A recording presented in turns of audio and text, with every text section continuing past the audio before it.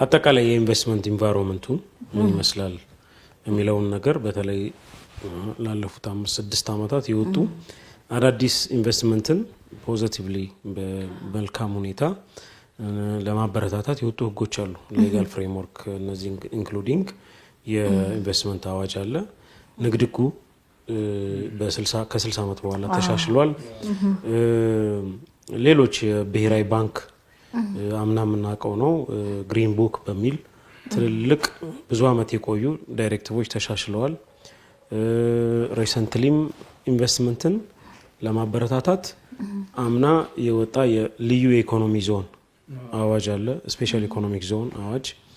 ይሄ እንግዲህ በጣም ብዙ ኢንሴንቲቭ ያለውና ለትልልቅ ኢንቨስት ለማድረግ አቅም ያላቸው ድርጅቶች አገር ውስጥም የውጪ ድርጅቶችም ልዩ የሆነ ኢኮኖሚ ዞን በማቋቋም በውስጣቸው ትልልቅ ሼዶችን ትልልቅ ፓርኮችን በማቋቋም ለሀገር ዜጎችም ስራ እንዲፈጥሩ ቴክኖሎጂ ትራንስፈር እንዲያደርጉ ኖሃው ማኔጅመንት ትራንስፈር እንዲያደርጉ ለማድረግ ከና አገርም ከዛ አጠቃላይ እንድትጠቀም ለማድረግ እነዚህ የወጡ ህጎች አሉ።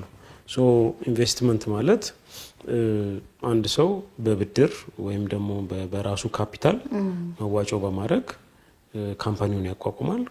ድርጅቱን ካቋቋመ በኋላ የሀገር ውስጥ ነው የውጪ ነው የሚለው ዲቪዥን አለ። ለምን ሁሉም ሴክተር የኢንቨስትመንት ሴክተር ለውጪ ዜጋ የተፈቀደ አይደለም።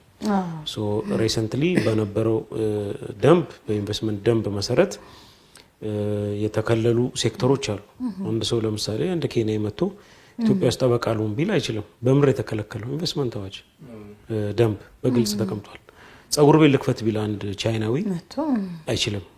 ሶ የተከለከሉ ሴክተሮች አሉ።